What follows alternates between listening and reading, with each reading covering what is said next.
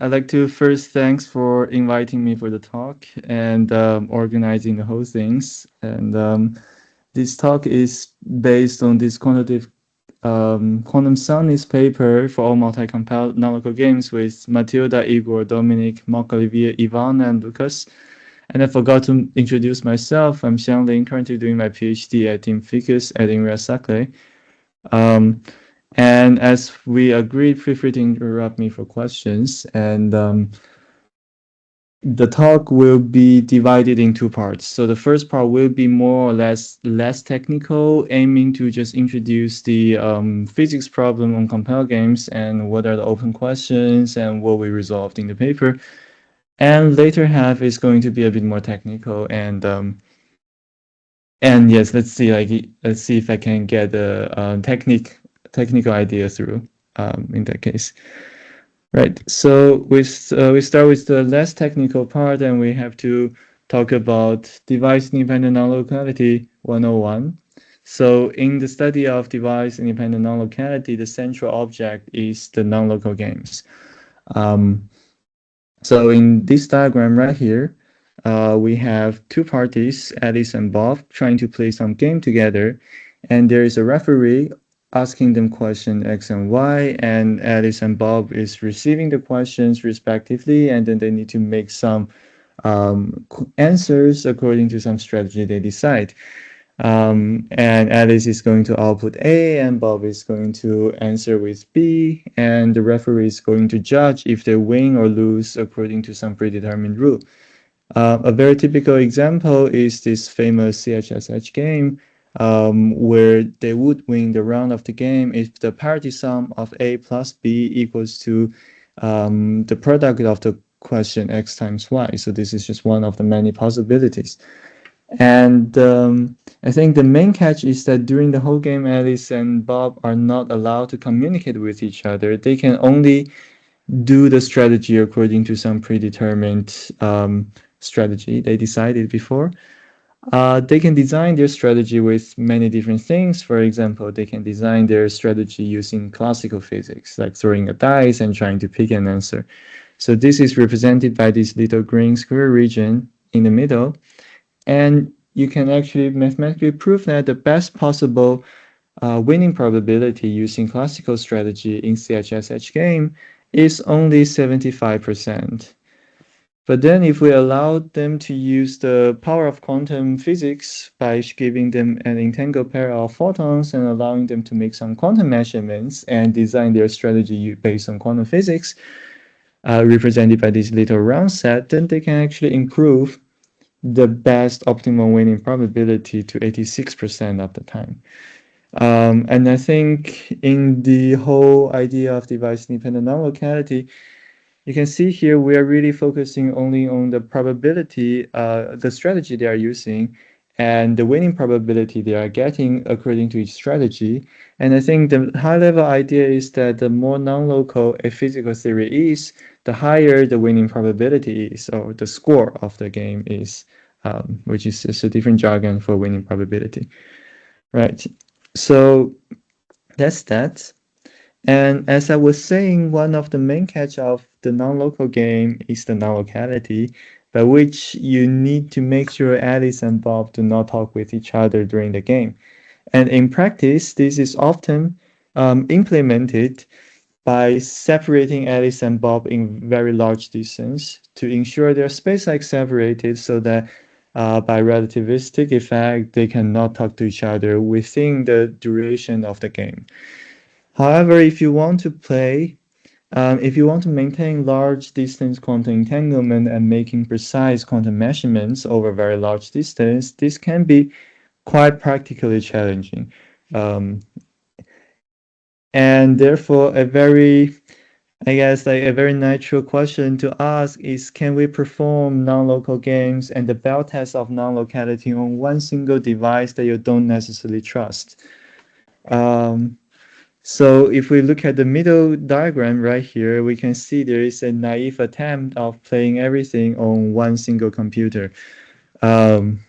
by just supplying the questions to this one single prover or one single computer and ask this one single prover to give some answer A and B.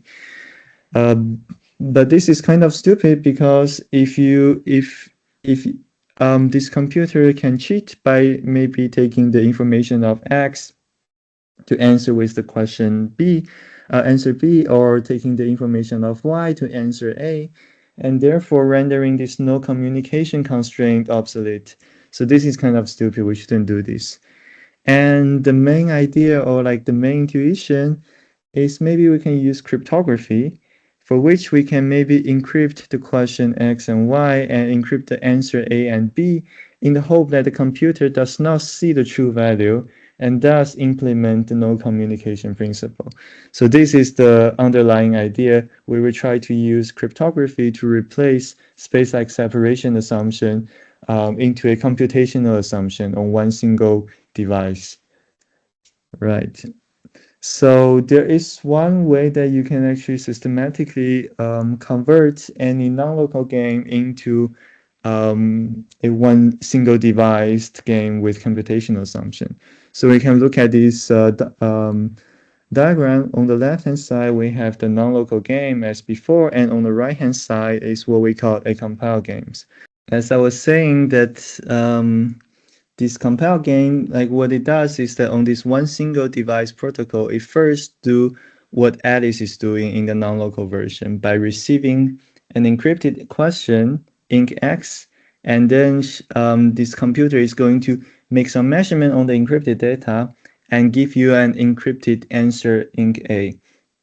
And after that, we move on to the Bob side of the strategies, in which in the compile setup, this computer is going to do what Bob is doing, but on the non-encrypted data. And you can see here by having the encryption on Alice's side, when the computer is working on Bob's side of the strategy, it cannot depend on the input of X because it cannot see the encryption at all. And in fact, this way of converting any non-local game into one single game with cryptographic assumption is generalizable to any multipartite games, not just for bipartite. Okay, the slides is kind of really blurry. Okay, so as I was just talking about KLVY compiler, and I didn't mention what is the encryption that we're really using in the KLVY compiler, and it is this quantum homomorphic encryption scheme, or the QHE scheme. So this is a rather long word, so let me give two main features of this encryption. So first is the property of being homomorphic. So it just means that the prover's operation commute with the encryption. So in other words, this computer can make meaningful measurement on the encrypted data without having to decrypt it at all.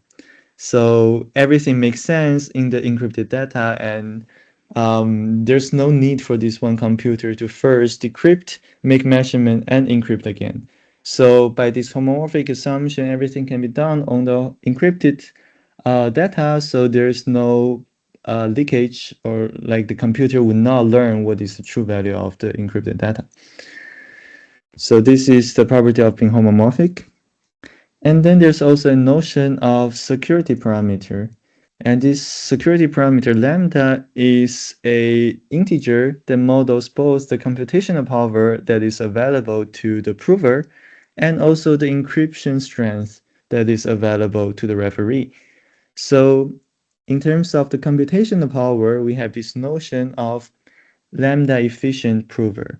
It just means that this prover or this quantum computer can run circuits with at most polynomial lambda many of quantum gates. So it cannot run crazy many number of gates, but only polynomial lambda many with respect to the security parameter.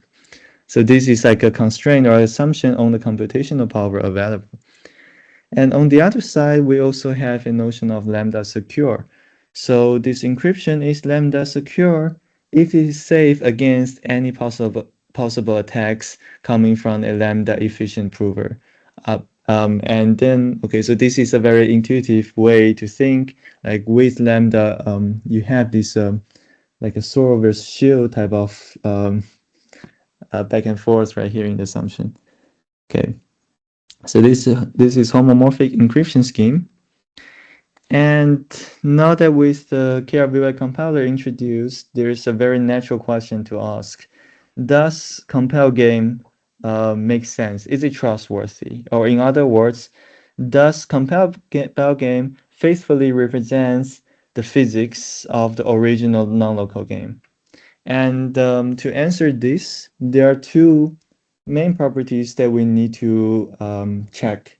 So the first property is the completeness, meaning that if you have a honest strategy in a compile setup, you can always reproduce the ideal optimal score in the non-local case. And also you have a notion of soundness, meaning that in the compile setup, if you have a cheating computer, it cannot get better than what it allows in the physical setup. It's very blurry in the talk. Okay, let's see if it can somehow works with more diagram.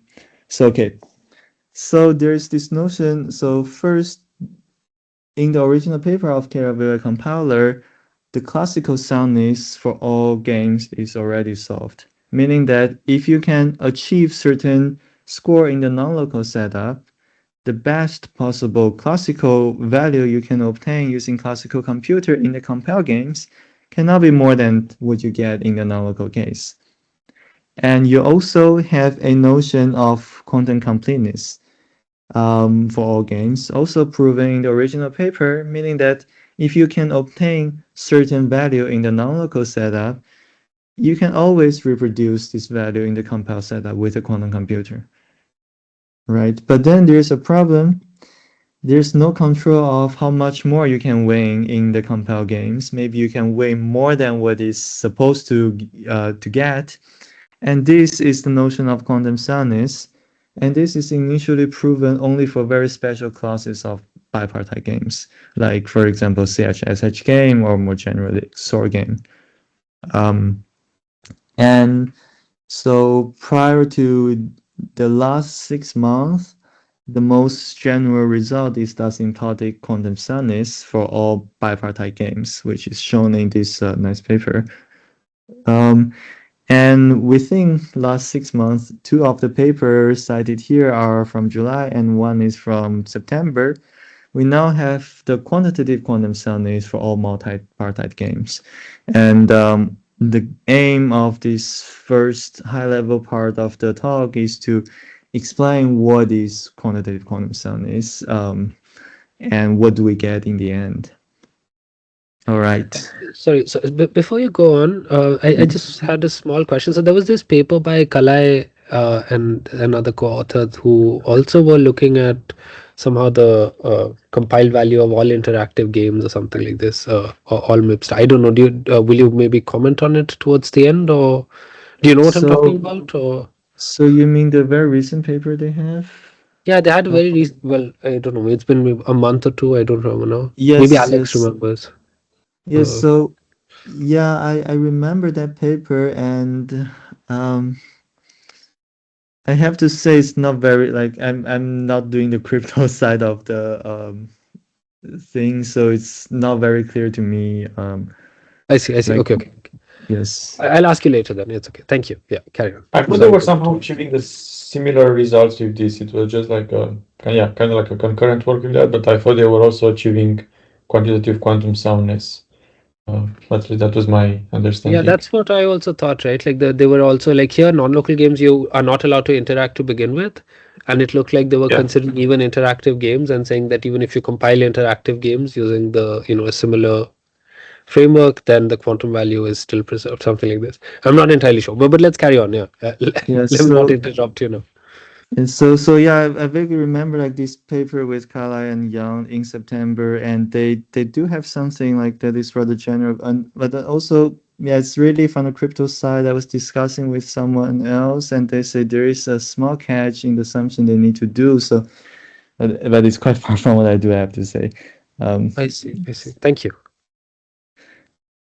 Okay, so to explain what is the deal of our result, maybe it's good to review what is the most general result prior to what we have, which is the asymptotic bipartite soundness. And we can look at this diagram right here. So in the right-hand side of the x-axis, we have when the lambda equals to 0 corresponds to the case when there is no encryption at all. And in the left-hand side of the x-axis, we have the asymptotic limit as lambda goes to infinity, meaning that you have infinitely secure encryption. And as the name suggested, the result applying to any bipartite games in this infinitely secure regime. And they show that the compile score of an efficient prover has to be smaller than the true non-local score in this infinity encryption scheme. For example, for CHSH game, they show that any compile score you can get has to be below this dashed line of 0.86. But there are two things that is kind of unsatisfying this result. First is the constraint on bipartite, because there is more non-locality phenomena in multipartite games, and also maintaining multipartite entanglements is more experimentally challenging. That's more desirable to have some type of single device protocols to replace it. And this is solved quite recently in July with Matilda, Dominic, Ivan, and I forgot how to pronounce her name. I'm sorry, but yeah, this is solved quite recently, where they generalize this asymptotic soundness to multipartite case. And then there's another thing, is this encryption, the asymptotic limit of the encryption strength, which is also not the nicest, because in practice, we don't have infinite size computer, we only have finite size computer. So therefore, it is more of practical interest and usefulness to understand how sound the compile score can still be when you only have finite level of encryption. And this is answered in the other two papers, first with a bipartite case and then with multipartite case. And this is what I will explain now.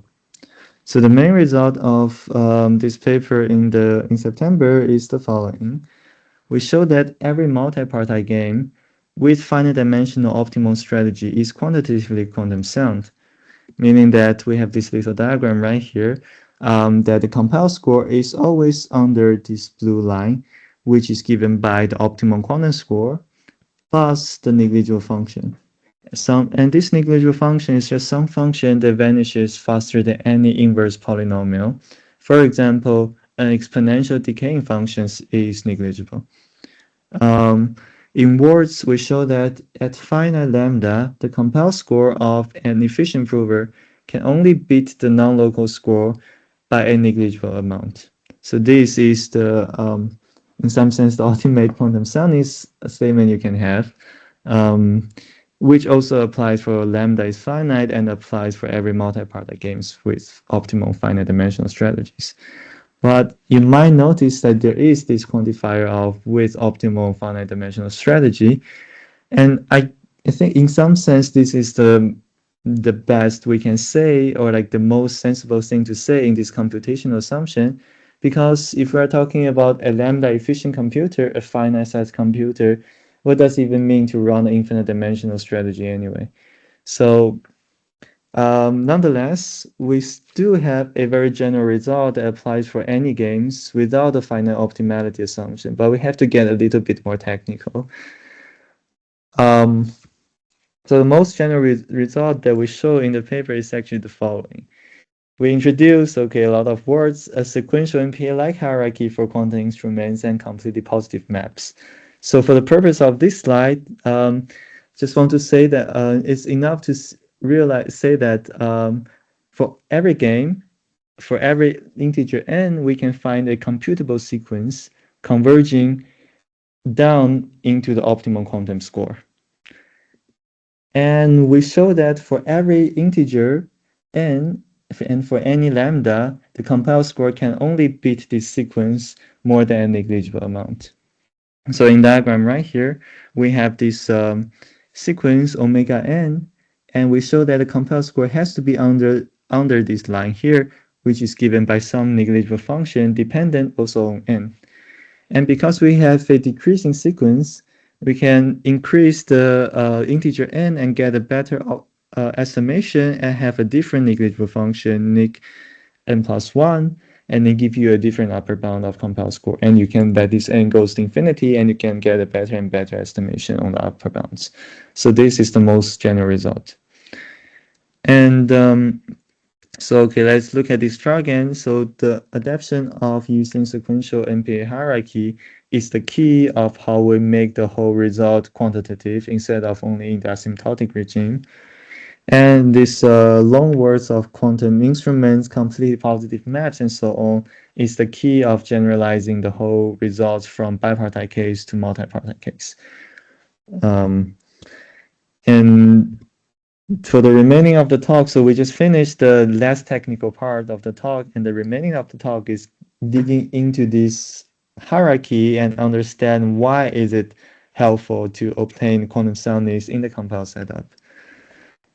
Right. So there's in general, Mhm. in general, like, does there have to be like any relation between n and lambda, or is just sufficient to say that n can be at most poly lambda? So in general, no, I think it's okay. It's like it's like two independent parameters right here. So n is basically like how much you can compute your NP hierarchy, and lambda is the security parameter assumptions. And yeah, let's say the growth of the n is really dependent on the games you're considering. So I mean, in the worst case scenario, you need exponential power of computers to compute the size of n. But then, like for good games with good structures, you don't need that much. And oftentimes you do have finite convergence, like any games with finite dimensional optimal strategies. Okay. Okay. Right. So that is that. And the plan of the rest of the talk is first, I need to give a motivation of sequential quantum scenarios, and explain why do we bother to look at these scenarios for the remaining of the talk.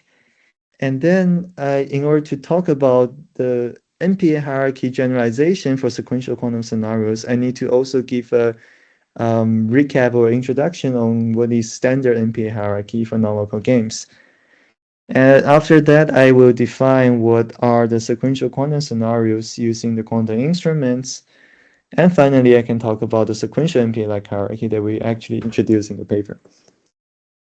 And I think there's a note here.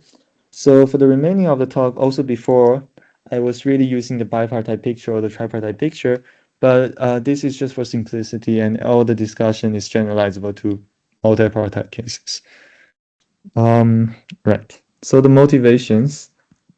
So here is a technical outline of this asymptotic multipartite paper in July. So in the top left, we have the non-local game. And then as I was talking in the first part of the talk, we have this KLVY compiler making the whole protocol on one single computer, where this computer is doing the part of every party in sequence on the encrypted data.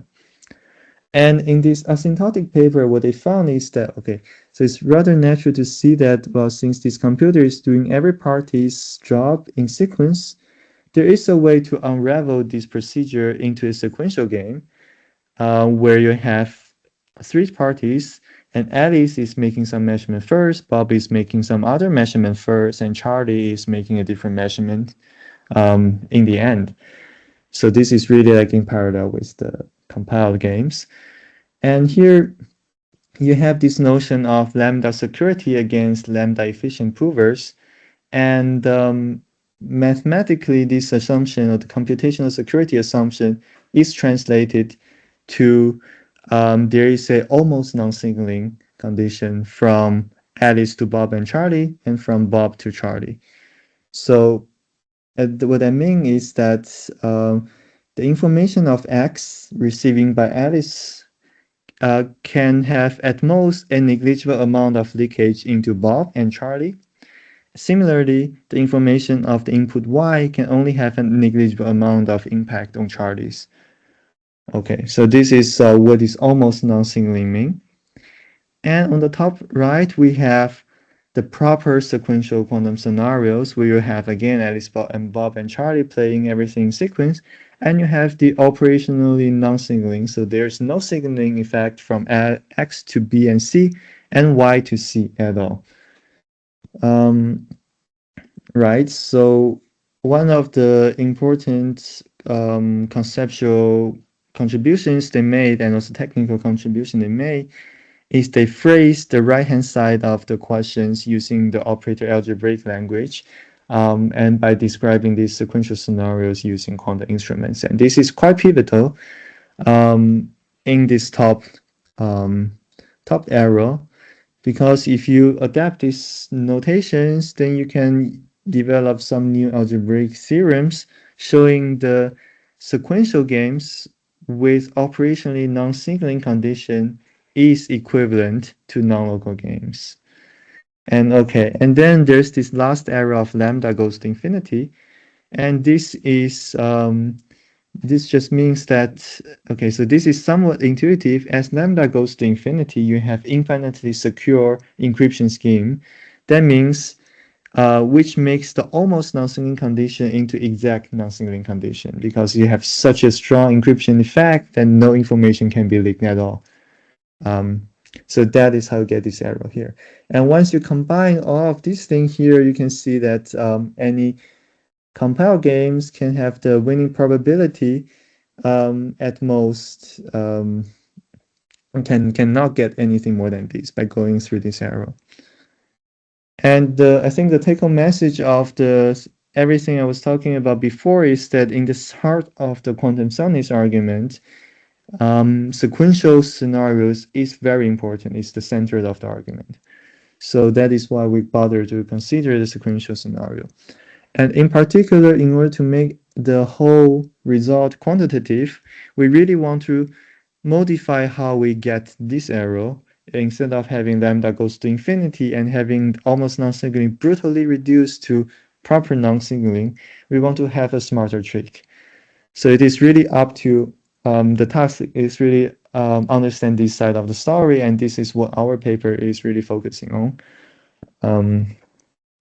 Yes, and the key technical tool is the NPA hierarchy for sequential scenarios.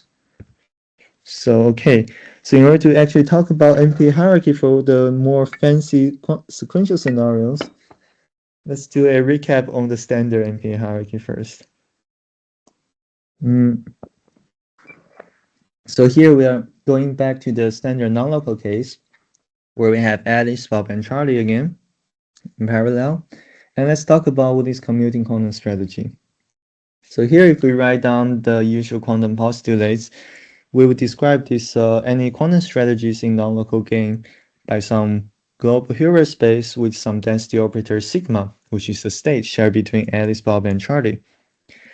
And we also consider measurement PVMs for Alice, the AAX, for Bob, BBY, for Charlie, CCZ, they're mutually commuting with each other because they are assumed to be spatially separated and not interacting with each other, and assumed to be PMs, meaning that they are projective and summing up to identity if we're summing over A, over B, and over C. Right, so this is the standard commuting quantum postulations that I would use to describe this type of scenario.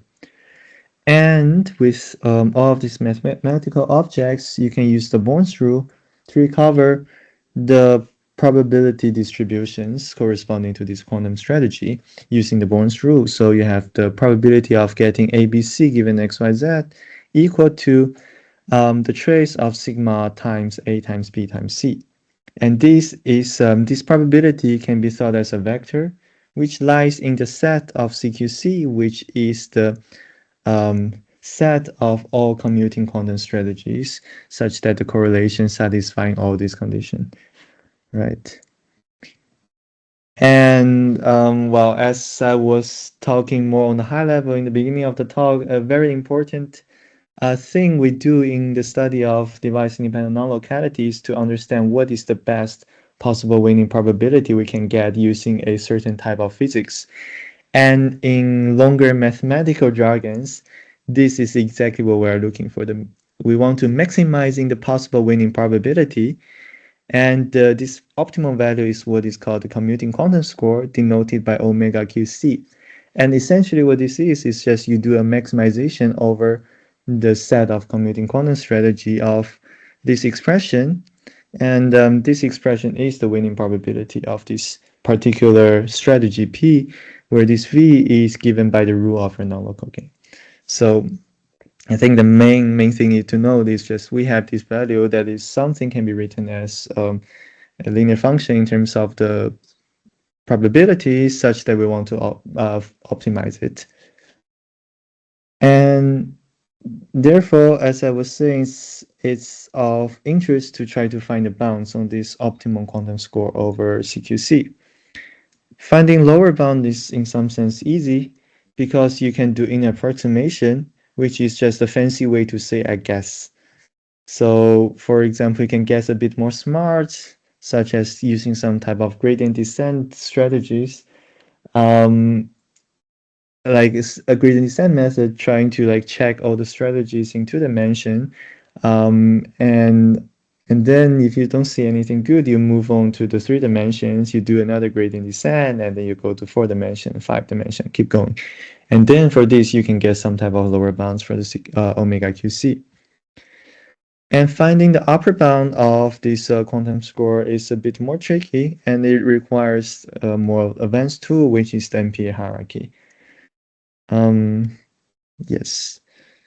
So what is NPA hierarchy? Essentially, this is a hierarchy of pseudo-quantum strategies. So I will give more details about what these symbol gamma are, but essentially, what we have is the following diagram.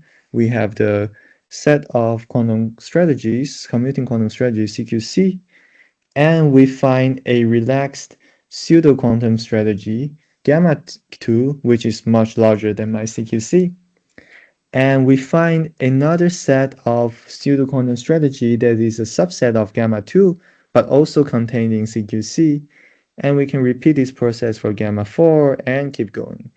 And the nice feature is that as n goes to infinity, the limit of gamma is precisely the set of actual commuting quantum strategies. So that is that. And you can see here from the diagram, we are really trying to feel the shape of the set of CQC from the outside. So this is what I call a outer approximation.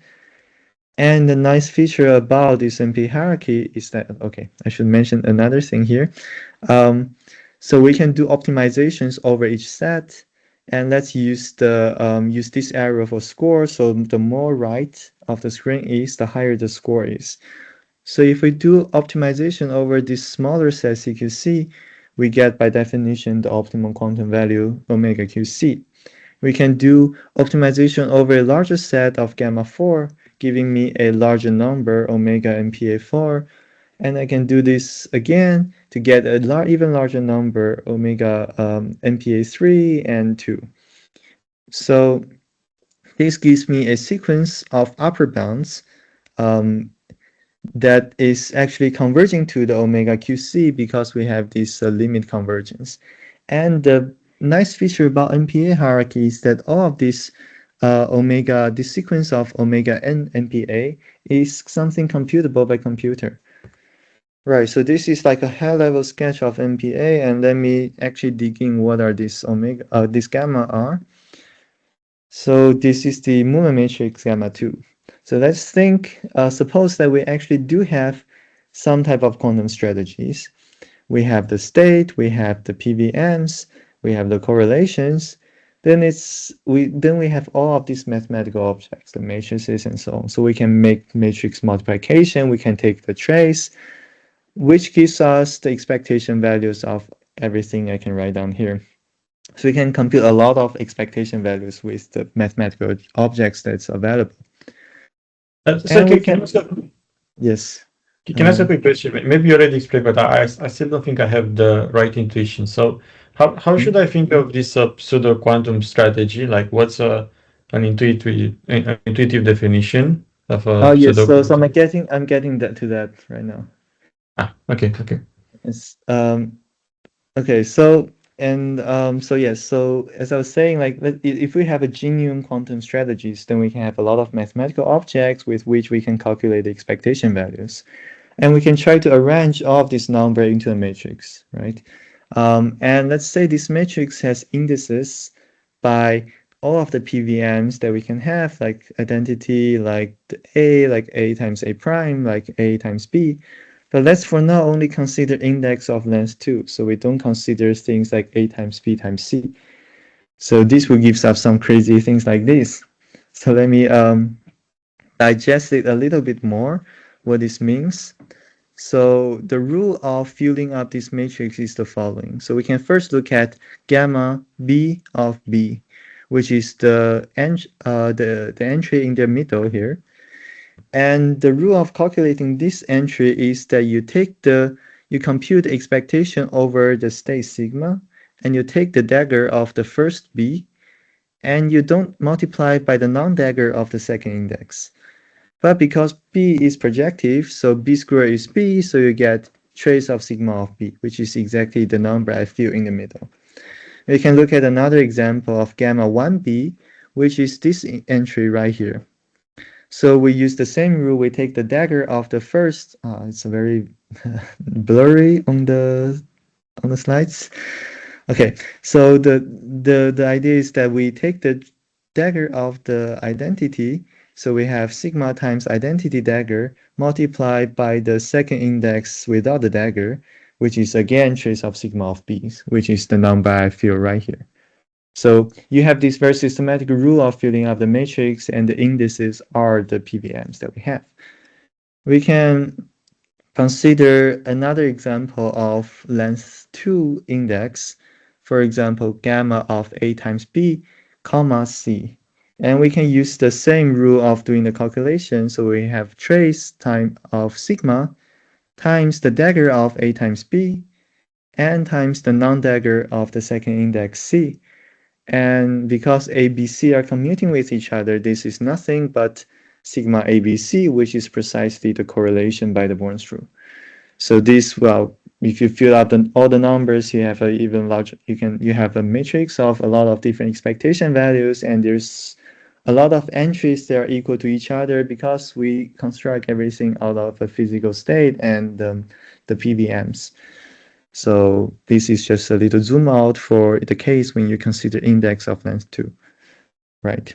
So as I was saying, there's a lot of properties, and if we stare really hard, you can see that this matrix, which I call gamma 2, is semi-definite positive, it is symmetric, and it satisfies a lot of linear constraints.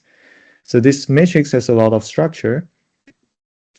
And we say, let's abuse the notation a little bit. Let's say a strategy is a pseudo-quantum strategy in gamma 2 if such a movement matrix compatible with it exists, satisfying all these properties right here.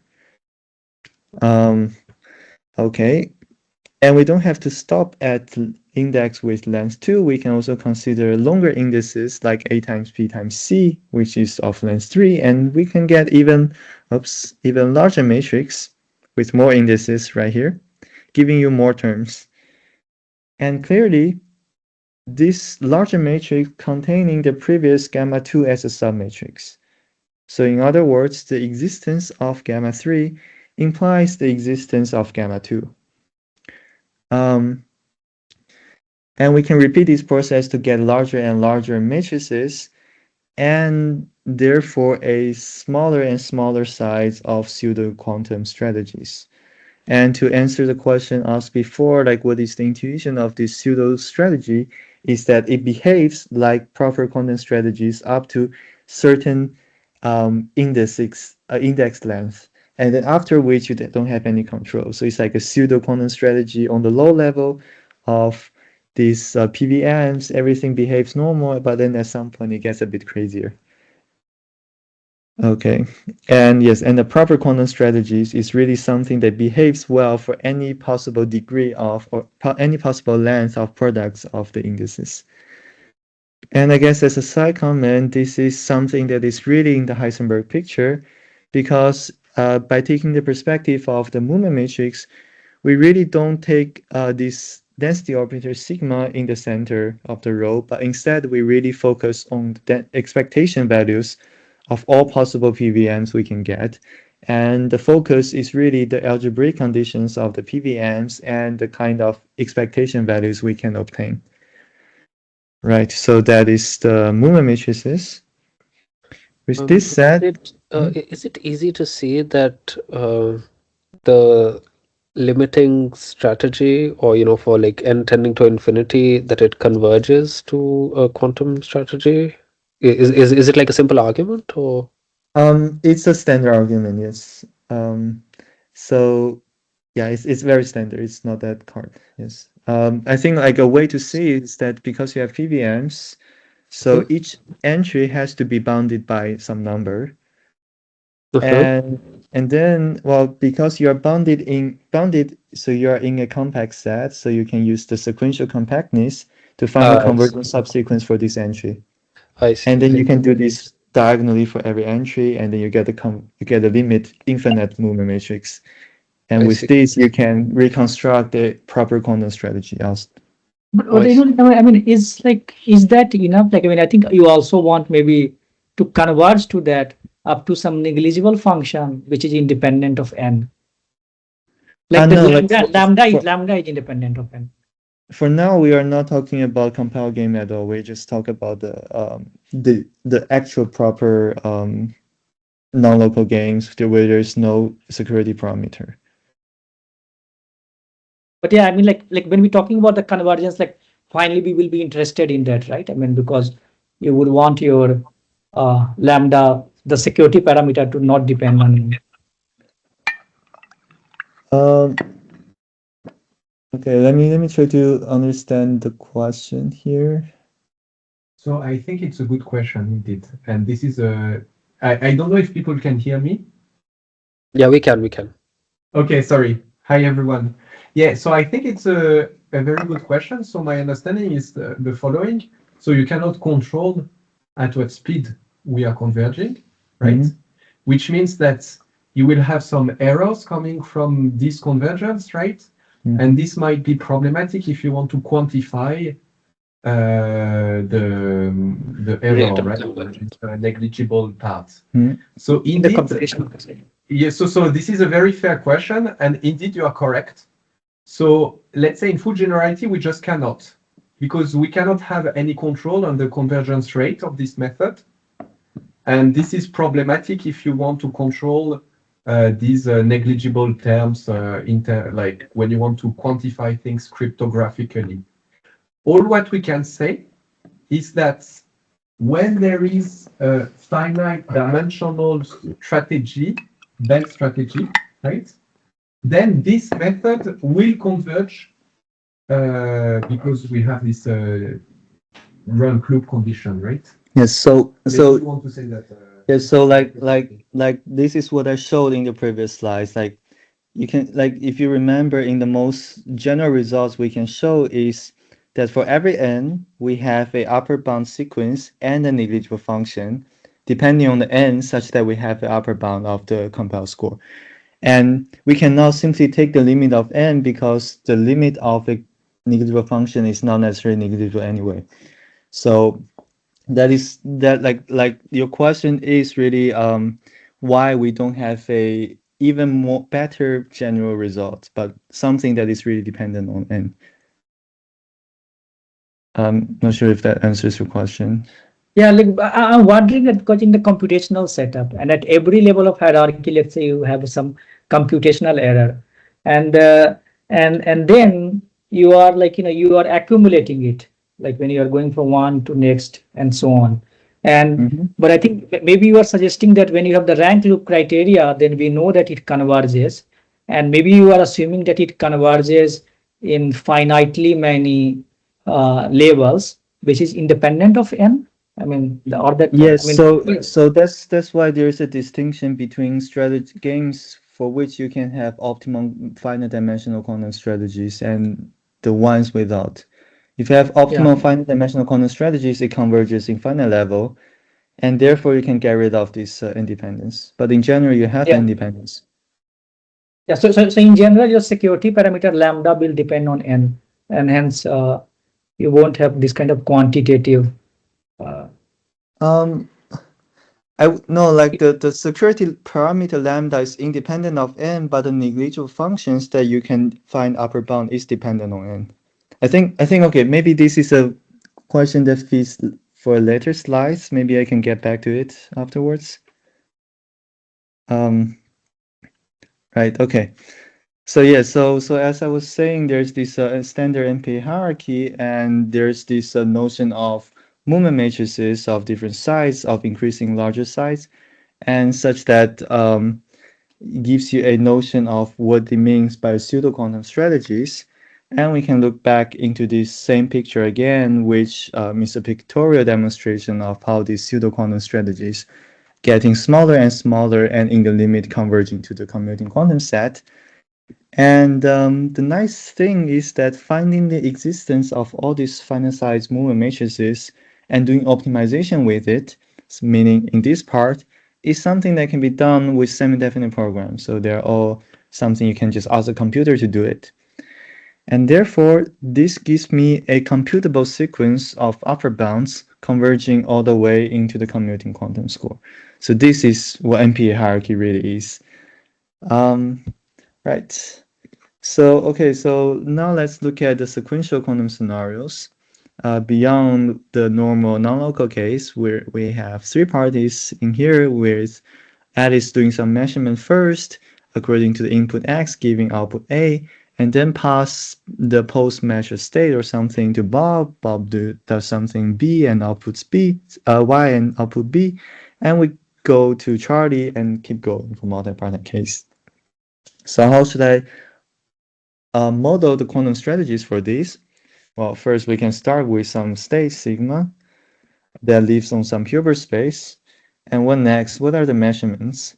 We cannot directly use the commuting PVMs ABC to talk about this because this does not capture the sequentiality of the scenario.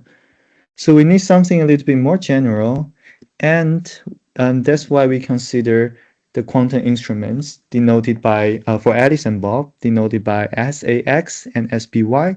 And let's just change the notation for Charlie and just say Charlie is still doing some PVMs FCZ. So, and the quantum instruments is in some sense a mapping that you can do on the state sigma that represents what measurement you are doing. And what happens is that, okay, we first feed the density operator to Alice. Alice is making some measurement, some mapping SAX, giving you some post-measure state SAX of sigma. And then it passes this post-measure state to Bob, who is measuring with SPY and giving you a post-measure state of SPY composed with SAX of sigma. And finally, Charlie is going to make some normal PVM measurements on this post-measure state. So the corresponding quantum correlation or the strategy of this is again the Born's rule, where we have the PVM multiplied by the post measured quantum state sigma. And this gives you the correlation PABC given XYZ. And let's say the kind of sequential quantum scenarios strategies giving you the set of CSEC. Right. And I guess to mention a little bit more, in case you haven't seen quantum instruments before, so this is a mapping between Hilbert space and Hilbert space that is completely positive, which is a very important class of mapping in mathematics. And this is a strictly more general notion than, for example, PVMs and POVMs. So one example is that, let's say if Alice really does her measurement using PVM, then the corresponding quantum instrument can be defined by sandwiching the input state with the two PVMs she has. So this gives you a quantum instrument, for example. Right. And one very one very natural assumption is the operationally non-signaling condition, meaning that we don't want anything that the question Alice get to affect the decision of Bob and Charlie, and we don't want the input to Bob Y affect what Charlie is doing. And mathematically, this translates into the fact that if you take the marginalization over the symbol A of Alice's measurements, this should be identity map. Similarly for Bob, if you do a marginalization on B, it should also be identity. So that is that. But there's a slight problem is that if we want to characterize this scenario using some type of NPA-like hierarchy, it is not straightforward because I mean, I cannot just build expectation values of Charlie only, and I don't know how do I even talk about this thing here. So if we want to use some type of NPA-like argument, we need to convert everything in the Heisenberg picture, for which I have to unfortunately do a calculation here. So here in the first equation is the same thing we had before. So we have the correlation is given by the PVMs of Charlie times the post measure state of sigma. And if you have a trace of some completely positive maps, you can actually consider the trace adjoint, the trace to map of that. So this is equal to the trace to of the do map of Bob's measurement acting on Charlie's operator times the post measure state of sigma after what Alice is doing. And then we can do the same trick to flip the Alice quantum instruments on the state into a dual instruments on the measurement operator. So we have S dagger again composed with SB acting on Charlie's PVM times the density operators that is input initially. So we just do a notation simplification as suggested here by writing TAX and TBY as the trace to quantum instruments for the original S quantum instrument. So this just gives me an equivalent way to talk about what is a sequential quantum strategy in Heisenberg picture, where I talk about quantum instruments or the complete positive map acting on the measurement operators of Charlie, and we consider this post measure the measurement of Charlie times the density operators, and this is completely equivalent to the previous to this definition, giving you a different way of talking about what it means by the sequential quantum strategy. And again, you have this operationally non-signaling condition, which is the same that if you take the marginalization over the index A or B, you get the identity map. And this Heisenberg picture is nice because you can see here by doing the trace to, we are really focusing on whatever we can get, the weird possible measurement operators we can get right here. And we managed to isolate the density operator right here. And this looks very much like NPA hierarchy, if you're familiar with it. And indeed, so let's try to construct some kind of NPA movement matrix for that. So let's do the same thing as I talked before. Let's assume that we have some sequential strategy in this Heisenberg picture. Then we would have all the mathematical objects like the density operators, like the completely positive map quantum instruments. We also have the PVMs for Charlie. So with all these mathematical objects, I can just compute expectation values with it and arrange them into some movement matrix, which will have to satisfy a lot of constraints coming from, I don't know, the fact there are PVMs, there are quantum instruments, there's non-signaling condition, and so on. And just to showcase the tip of the iceberg, you get something like this. So I guess I can try to say a little bit about what each entry is to enlighten a bit more. So yes, this one is a bit boring. It's just this equation right here. And we can look at this one, for example. This corresponding to the case where we have a product of Charlie's operator with FC and FC prime. So everything's happening here. and we feed the product of this matrix into the measurement, into the quantum instruments of Bob, and then we feed this mathematical object into the measurement of Alice. And then we can compute the expectation value of this weird thing here. We can also look at this entry here. So you see here we have a product of the non-prime measurement. So F goes through B, goes through C, multiplied by the prime version. F prime goes through B prime, go to A prime. And we just compute the product of these two mathematical objects, and we compute the expectation values, which is something I can also do if I have all these things here. There's another term right here. This is a bit even weirder. So in the bracket right here, we have a product of when F is fed into B, and we also have when the F prime is fed into the B prime. So we have these two mathematical objects living in Bob's space, and we feed the product of this mathematical object through Alice measurements, and we compute the expectation value of it. So you can see all I'm doing here is something that's respecting to the fact that I have quantum instruments, some mapping that can act on certain mathematical objects, and I'm trying to write down all possible expectation values I can get in a structured way and arranging them into some matrix. Okay. I have a very dumb question here. I'm sorry to interrupt. So what does it mean to take a product of two CPTP maps here? Because like as matrices, it sort of makes sense, right? When there were PVMs, there were like matrices. I could understand how you take a product. Here, they're like going from some initial space to some arbitrary output space. So what does it mean to multiply them? Yes, indeed. So yeah, it's a bit hidden by this weird notation. So okay, so this F is a matrix, right? And F prime is a matrix. So you're producing the corresponding state afterwards. Okay, got it. Yes, so yeah, if it is through that, you have different matrix, and then you just these are all matrix multiplications. Yes. Sorry, yeah. Thank you. And it's a very good question, because this is really a way to see how to make sure you're not getting something crazy. Like you cannot apply TA and TB together, because I don't know, they are all in here. So by focusing on what are the correct mathematical objects and finding what are the things you can generate, this is really key to this hierarchy. Got it. Thank you. Yes, so we have this new moment matrix, which I call gamma tilde, and there's a lot of linear constraints and so on. So I don't have time to really talk about it, but I can flash you with this picture of the tripartite version with a lot of terrible linear constraints.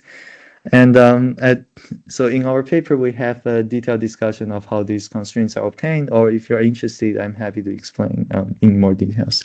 But yeah, so just want to say that there is a very structured way to write down all the constraints, reflecting, for example, the non-sinking conditions, and also. Sorry, maybe like you will come back to it later, or maybe not. But like I mean, so I mean, the innovation that one of the innovation that you are using here is that instead of like tracking the state, which let's say initially KLVY was doing, you are, or let's say other papers, you are trying to track these. I mean, you're trying to go to this Heisenberg picture, right, and trying to track the operators, and what KLVY had in the computational setup, there was this locality property of the quantum fully homomorphic encryption they were using, where like I mean, so that allowed them for soundness in the scenario where like the last question, whether it was asked in clear or whether it was asked in like I mean in the encrypted manner, it did not matter.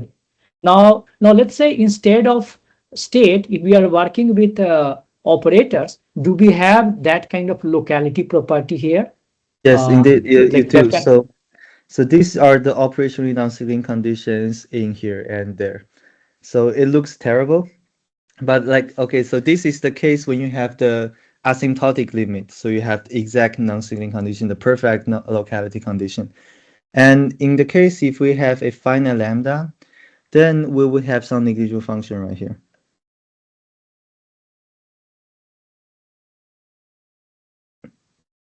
Yeah. So one side is sort of imposed by the fact that there's like time ordering, and the other side is imposed by the QFHE encryption.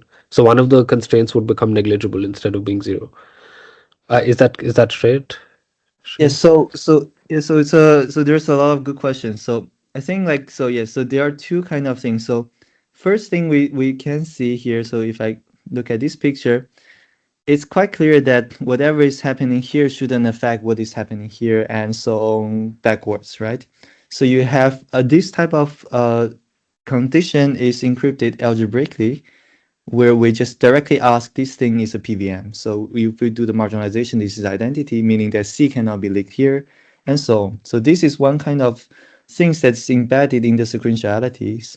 And on the other hand, you have the you also have some type of condition of how much leaking is from here to here and here. And this is really coming from the computational assumption. And this is something you have to implement it additionally. And in our hierarchy, if we want to implement this thing exactly, this is not something done algebraically, but it is something, some linear constraint you have to impose here and here. So this big equation right here is just a crazy way to write down that whatever Alice is doing shouldn't affect what Bob is doing and Charlie is doing. And why this equation looks so terrible is just to make sure if we do the convergence proof, it will becomes a proper condition on the quantum instruments. Then, Xiangling, I think you could give a bit of more intuition about why this formula is the correct formula. So, for instance, if you look at the formula, you see that you have a sum over A, and then you have a TA given X and a TA given X prime, right? I don't know if people can hear me and see what I'm talking about. Yes, So- we can hear you. Yes. So you see that I'm comparing a term which is a sum over A of TA given X with a term which is a sum over TA given X prime, and I want this to be equal to 0. So already you see that this is about no signaling from X, because if I have X or if I have X prime, there should be no difference. So this is really no signaling, right? When I sum over A, I should not see a difference between X and X prime. Okay, is it, I mean, for now, I'm still very vague, right? Because I don't tell you what is inside, outside, but this, I guess it's a bit clear for everyone. Yes. Okay. But now, of course, these are, so this TA, and if you look at the second equation, you have the same about by, right? You have a y and a y prime. Okay. But now, of course, these are maps, right? So what will happen in practice? So imagine that now the players, they try to guess X, right? They try to use these devices in order that some information about Y leaks to Charlie, right? Typically, this is what they would like to be able to do. And this equation is exactly there to tell you, oh, actually, it cannot happen, right? So what would you do to try to leak information about Y to Charlie? Well, you would have Alice preparing something, this going through Bob, and then Charlie measuring, and hopefully Charlie guessing what was the value of Y which was used, right?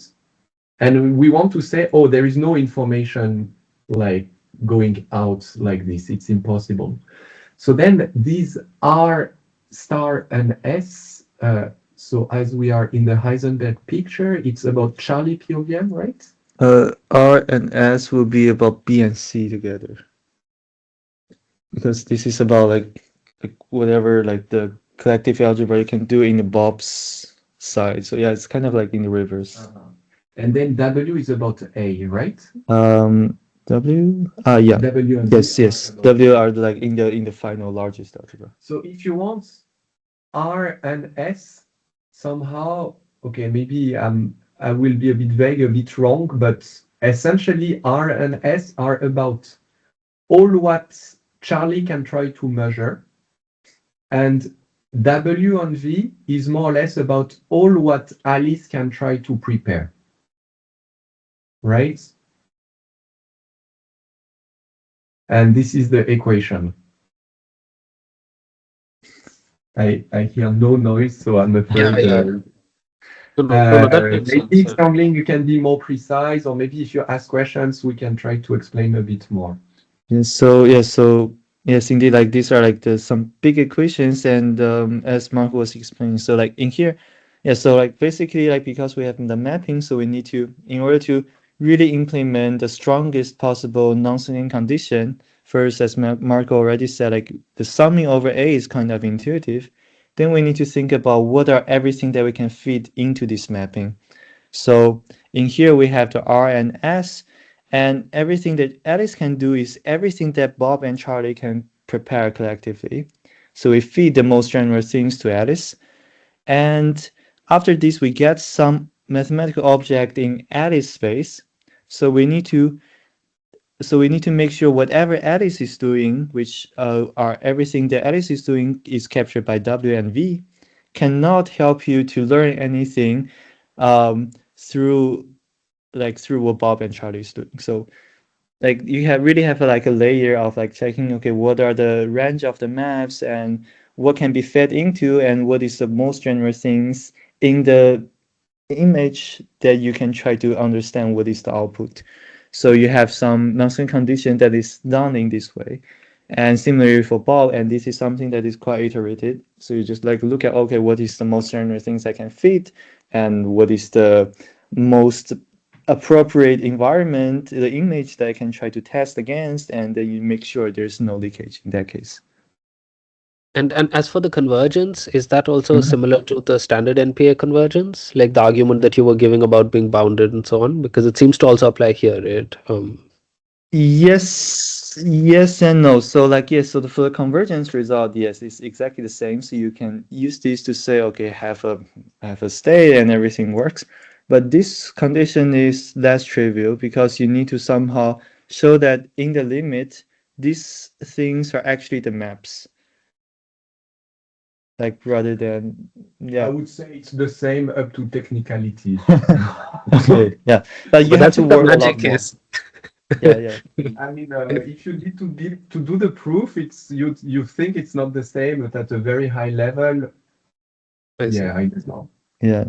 So yeah, it's like up to technicality, and the technicality really comes from how do you make sure this kind of condition really becomes the proper condition on the level of the quantum instruments on the map, because all things here are some linear condition on the matrix entries, right?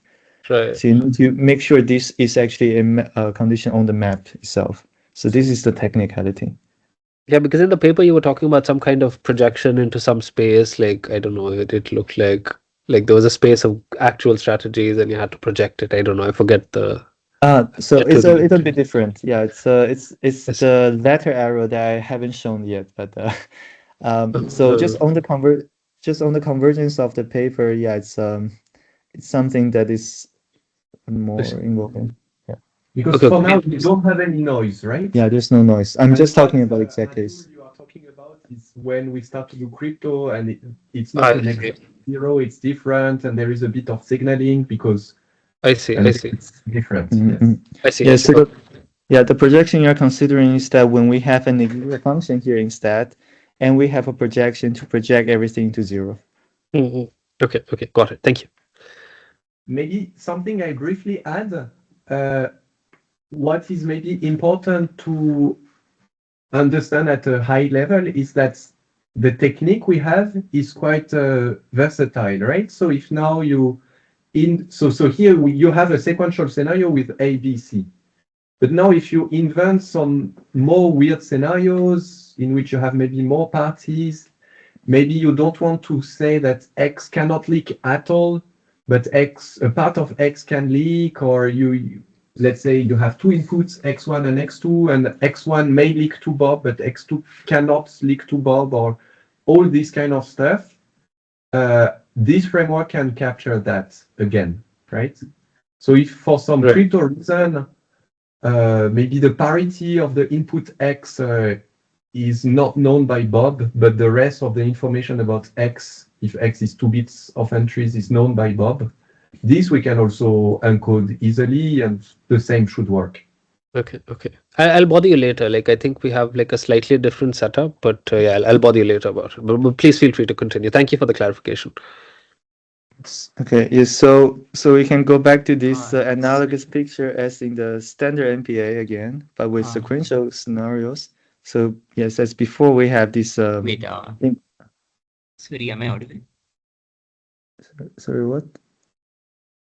Yeah, sorry. I just had one doubt in the previous slide. Okay. So it's like pretty basic. I think you briefly covered it, but so in the third constraint, when we are saying it equals 0, Mm-hmm. so this sequential NPA-like hierarchy that we have right now Mm-hmm. would be a smaller set than that we get by QFHE, right? Because So can you repeat of which?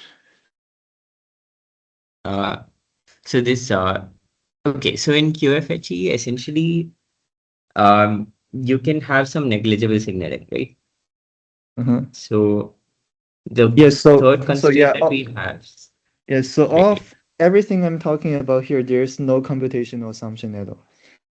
Like I'm just Okay, so focusing this on the is exact case. So yes, if you allow to add a little bit of leakage of signal, indeed you are getting something more general than what I'm talking here.